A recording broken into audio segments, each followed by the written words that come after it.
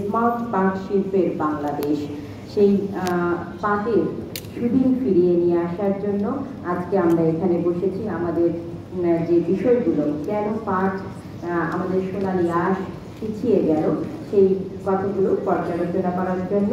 এবং পাটের সেই সোনালী দিন ফিরিয়ে আনার জন্য আমরা বক্তব্য শুনব আমাদের মাননীয় মন্ত্রীর কাছে। কিন্তু তার আগে যেহেতু আমাকে কথা বলতে দেওয়া হয়েছে, সেই জায়গায় একটু বলতে চাই যে আমরা ইতিমধ্যে জানি যে জাতিসংঘে আমাদের মাননীয় প্রধানমন্ত্রী জননেত্রী শেখ হাসিনা পাটের ন্যায্য মূল্য এবং পাটের পণ্যজাত দ্রব্য বিকাশের ক্ষেত্রে আমরা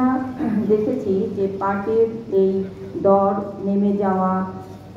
পরে আমাদের এই পাট চাষিরা শুধু পাটকে, এই পাট ও বস্ত্র মন্ত্রণালয়ের যিনি মন্ত্রী হিসাবে কাজ করছেন মাননীয় প্রধানমন্ত্রী, আমরা যারা দল করি তারা জানি যে প্রত্যেকটি ক্রাইসিস মোমেন্টে, সেটি আমাদের দলেরই হোক বা দেশের জন্যই হোক, প্রত্যেক ক্রাইসিস মোমেন্টে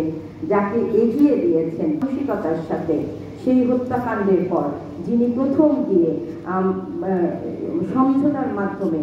আরো পরিস্থিতি ঠান্ডা করেছিলেন, তিনি আমাদের নানক ভাই। এবং আমার মনে হয় মাননীয় প্রধানমন্ত্রী অত্যন্ত সঠিক একটি সিদ্ধান্ত নিয়েছে যে এই পাটের দিন ফিরিয়ে আনার জন্য একমাত্র এবং একমাত্র ব্যক্তি নানক ভাই, যিনি হয়তো এটি ফিরিয়ে আনতে পারবেন। এবং আমরা ইতিমধ্যে সেই কর্মকাণ্ড লক্ষ্য করছি। আমি শুধু আজকে রংপুরের মেয়ে হিসাবে আমাদের শ্রদ্ধাভাজন ভাইয়ের কাছে একটি কথা বলতে চাই। আমাদের রংপুরে একটি পাট গবেষণা কেন্দ্র আছে এবং তুলা